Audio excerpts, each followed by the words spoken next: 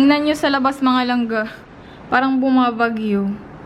Really So, glad. nabook na namin yung aming accommodation. It's really my dream to be in the snow. I was lucky enough to ski for many years with my...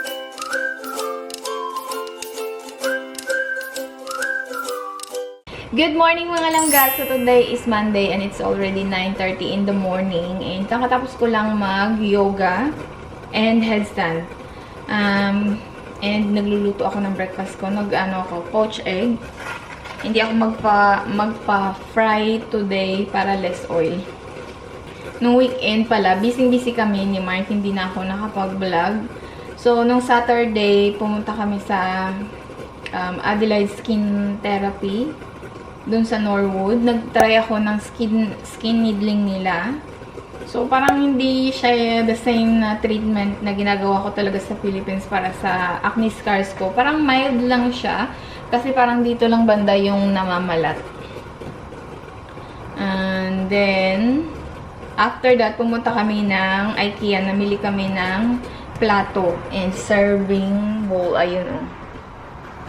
Kasi nagdagdag kami kasi kulang yung plato namin kasi inuang ko nabanggit ko kasi mag-ano kami, magse-celebrate kami ng aking birthday, yung aking 30th. Pero maaga siya namin i-celebrate kasama sila Eds.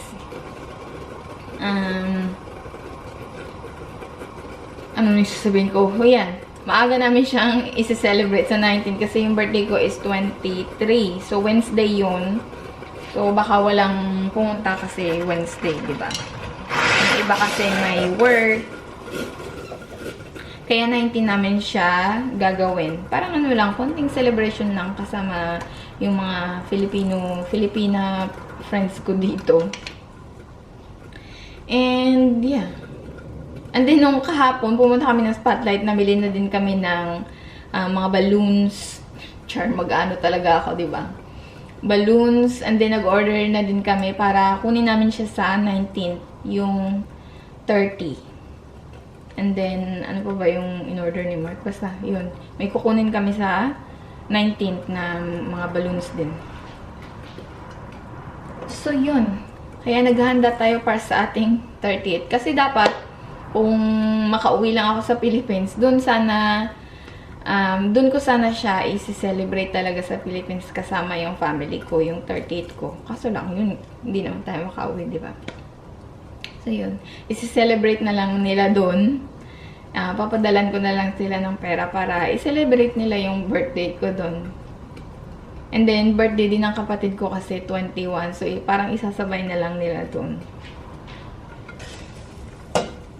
Ano itong aking ginagawa? So, kain tayo. Ito yung aking breakfast. Yung aking soy and linseed na tinapay and then 2 itlog. Ay, na-overcook ko yung itlog ko. Ayoko pa naman ng overcook. Ano ba yan? Saglit ko lang naman ito niluto. Sobra yata yung aking kainis. Gusto ko kasi basa. Kain tayo. Tingnan nyo sa labas mga langga. Parang bumabagyo. Tingnan nyo, ewan ko kung nakikita nyo yung ulan na para na siyang snow pero hindi, walang snow dito sa Adelaide. Pero pag sa sa hills, magkaka-snow yan. I think I might wait 10 minutes. Eh, that's... I don't think I'll go out late yet. Kasi mag-walking si Mark. If it was colder today, if it was a lot colder, you'd almost see snow. Yeah. Because the way it's fallen. Maybe there's a storm, love. I think this year's going to be a good snow season, huh? Yes. I hope you're here. I'm here. Hello mga langga, gabi na. And wala pa si Mark. Ayan o. Madilim na. And nagluluto ako ng aming dinner. And nanonood ako ng Barbie. Parang bata lang, diba?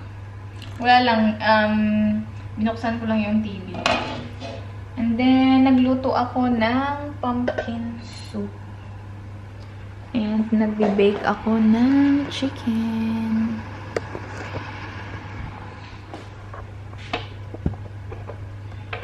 Nagugutom na ako. Wala pa rin si Mark.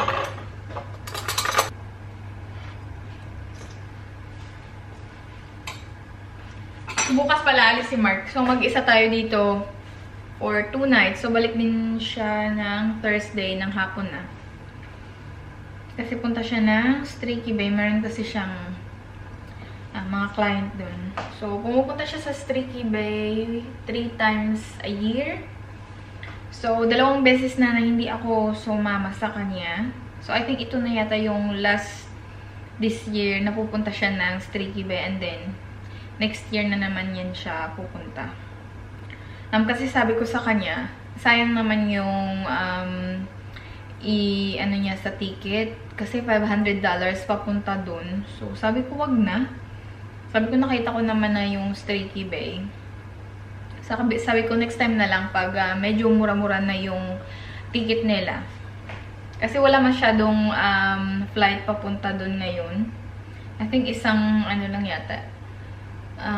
Isang flight lang yung mayroon sa isang araw. Dati meron yan silang parang 3 yata. Pero ngayon isa lang. Kasi siguro wala naman masyadong pumunta din dito sa Adelaide. Kaya ganun. Dito na si Mark. Sabi niya gutom na daw siya. Kakain ako. I think okay na to. Wow.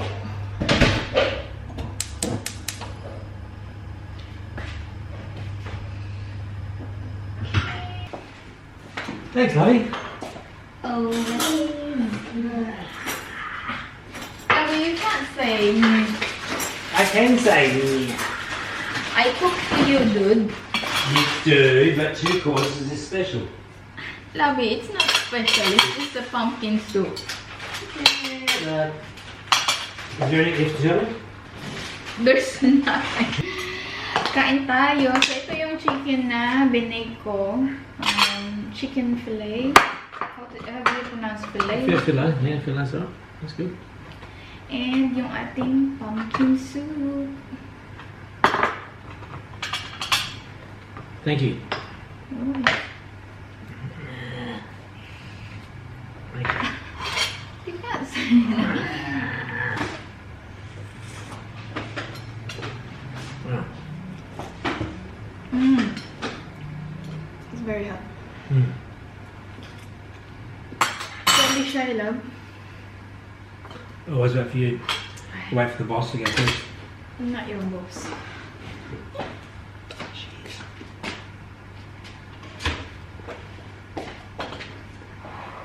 Nice. Wow. Pumpkin soup, chicken fillets.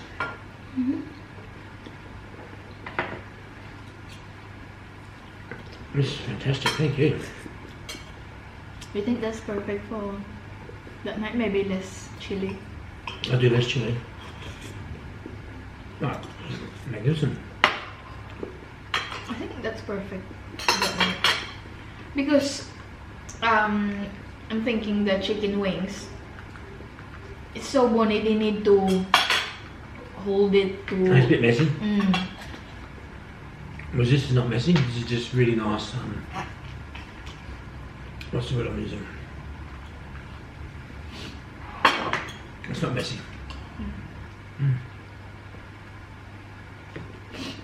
Never si Mark nag-say no sa mga niluluto ko. Alright, well, So I'm lucky that he likes my cooking. you're a very good cook, love. What's wrong with my controls tonight? Yeah. That's a bit... Lovey, don't be shy, please.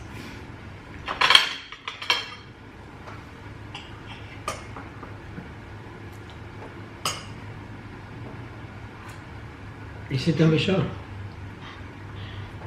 Oh, what? Exactly.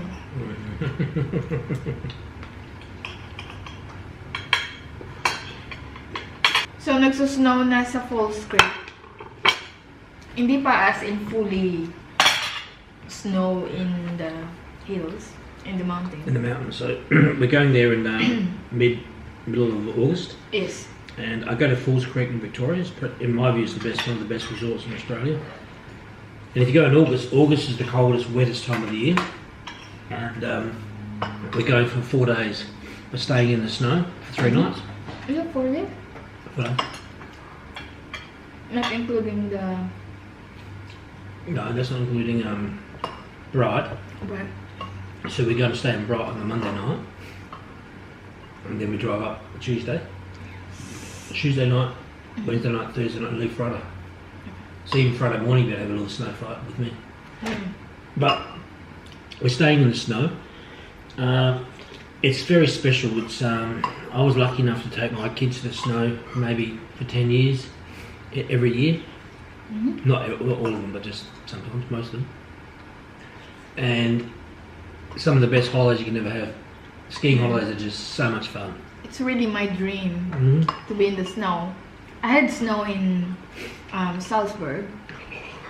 Bit of name dropping. 2019. Bit of name dropping. Salzburg. Where's Salzburg? Oh, Austria. Austria. So that's your first snow. Yeah, that's my first snow. But this season is only in July. It's only in June, and it's going to get cold and wet for the next 2 or 3 months. Like really, it's going to be a cold, wet winter. So it's really exciting. So it's going to have a really good snow this year. I mean, I've got a 4-wheel drive, my car, but I'll still have to get some height snow change because there'll be so much snow on the road that it'll be just too dangerous. So I'm glad we made our booking. Really glad. So nabook na namin yung aming accommodation doon. Kasi it's very expensive talaga. It is, but it becomes more expensive. And we booked it when we didn't know whether the season was going to be good. But the season's already... If they didn't have lockdown in Victoria, Yeah, let's hope. it'd be open this weekend, but they can't. Poor people, they can't open the ski resort though. Yeah, kasi lockdown para sa Victoria kasi this the Falls Creek is in Victoria. And last year they had completely missed it. And last year was a good season for them. They didn't open one weekend. It broke your heart, doesn't it? It's the most amazing experience. I have that. And she loves it. Hopefully Princess will like it next year when we can take her. I mean, it's cold. It is so cold. Like you wear 4 or 5 layers, and you still feel it sometimes. Especially on the chairlifts when you're exercising, going down the hill, skiing, you burn up a lot of energy and you keep warm. But then when you sit in the chairlift and you've got to go up 4 or 5 minutes up the top of the mountain, and the wind comes through, you just. And I know how cold you get, but we got the right jacket. But you still feel it. I'm sure.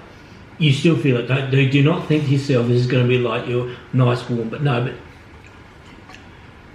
what we'll do is that Diana will make some lovely soups for us before we go. Yeah, like this. Like this. So we'll take some soups and we'll take it across in the freezer. So when you stay in the snow, what's really nice is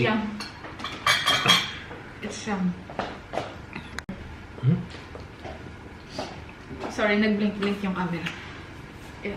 What's really nice about staying in the snow, right at the top of the mountain, is that you're surrounded by snow. So in the morning you wake up, open the door, you ski. Yeah. You go outside, pick up a snow, have a bit of a snow fight. But during the day, when you get tired, you can come back down to the chalet. So if we go out in the morning, say 8 o'clock, go skiing for 2 or 3 hours, we get a couple of hot chocolates and a cup of tea, but then after a while we're tired, we're a bit cold, because after 2 or 3 hours of skiing, you get a bit tired. We'll go back to the chalet, and you take off all your ski clothes, you put on normal clothes for an hour, and you have a cup of tea, you have some soup, and then you go back out in the afternoon. Whereas you see some other people who they go down to their car or they're sitting inside the cafes and they're cold and they're wet because it's so cold and wet, but they have to ski, because if you only go out there for 1 or 2 days, it's expensive to go up the mountain. You can't just, like, when you're there, you got to make use of the time, but by staying in the snow you can just relax. Yeah, so magsistay talaga kami doon sa taas, is that right? In the Falls Creek, we're gonna be staying in the snow. At Falls Creek. Falls Creek. What's the name of the... Falls Creek Country Club. Falls Creek Country Club. So yun, nakabook na kami. Buti nga nakabook kami ng maaga. Kasi kung ngayon kami magbubook, it's gonna be expensive. If It's we will expensive. book now. Oh yeah. Thanks a lot. Well, I was lucky enough to ski for many years with my kids, and I haven't really Do skied you the have a last. photo of you doing the ski? No.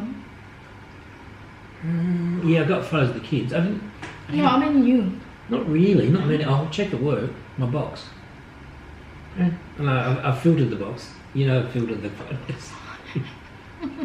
You want to explain? I filtered the box. I've got photos of the kids in mine, but I don't take many selfies. Your generation is a selfie generation. Yeah, I mean, it's different. It's just different. I mean, I was skiing 20 years ago for 10 years. We're talking 20 years ago. They didn't even have mobile phones 20 years ago. That's alright. And I think I got my first. What was my phone? The one that's gone broke. The one that's left. It used Blackberry. to be Blackberry. I had my first Blackberry maybe 15 years ago. Yeah. It's really my dream to have a BlackBerry before, but I never have one. No. That's a classic case of a business that didn't watch the market trend. I had Blackberries for years. I was so loyal to Blackberries. This was 15 years ago, and all my friends started using iPhones and Samsung Galaxies, and I would have to go in and go www.cricket or football or the share market. But they don't do apps. No, but BlackBerry didn't do apps well enough. And I have friends of mine I was sitting at conferences, I'm watching them go into apps. The cricket, the sport, the weather. Jealous. And because I had to go through Google and do a search. And then eventually one day I just said, that's it, I'm out. So I got rid of my BlackBerry, went to iPhones many years ago, the best thing ever did. Yeah. But BlackBerry was so popular. They were so, especially with business customers. Gone. Because they didn't see the power of apps. So you just use BlackBerry and iPhone? That's it. I've never had Samsung in my life. I don't know. So Except for New Guinea. okay. No. But that's not Samsung. Nokia? No, that wasn't Nokia. That's Alcatel. What's the Huawei? Is it Huawei? Huawei. So I use Nokia, the keypad, and Nokia, Samsung, and But you were very iPhone. good. You were very good on these like with one finger texting, were you? Yes. Yeah. Love, I can. You could. I used to text without looking. I can. Yeah, because you know Amazing. where is it. Whereas not Can now. you do that? You can.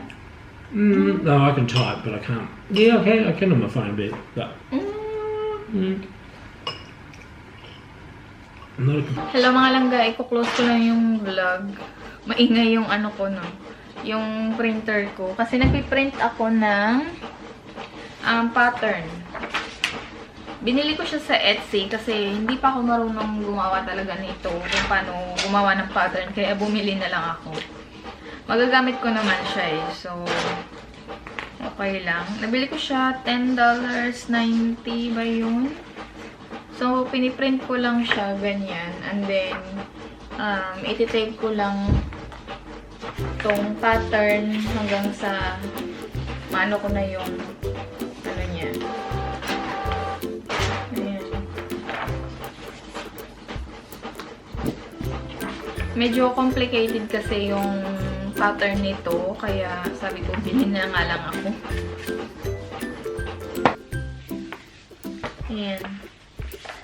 So, na-print ko na lahat. And bukas ko na lang to, ano yun, iti-tape. So, I think, ano ako, 34 dito or 36. Ayan siya.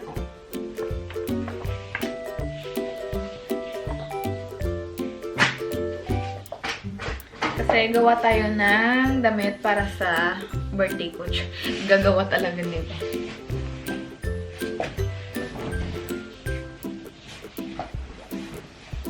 So, naliligo na si Mark. Nung oras na, sabi ko sa kanya, hindi ka pa matutulog na may flight ka bukas. Pero ano pa naman yung flight niya bukas? 9. So, punta pa kami ng gym bukas ng umaga. Before siya umalis. So, yun. So, i-close ko na tong vlog mga langga. Yun na yung ating vlog. So, thank you so much for watching. watching and hope to see you in my next one. And enjoy life and take care. Good night!